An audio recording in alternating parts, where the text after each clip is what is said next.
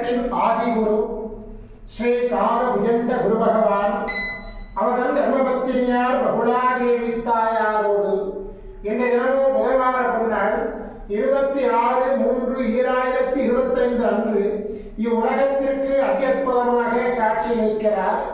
உலகாதி குருவே, உலகாதி குருபத்தினியே, உங்கள் இருவரையும் இன்று மனதார துதிக்கக்கூடிய அனைத்து குழந்தைகளுக்கும் கருணை கூர்ந்து பரிபூர்ண குருவல் ஆசீர்வாத நலன்களை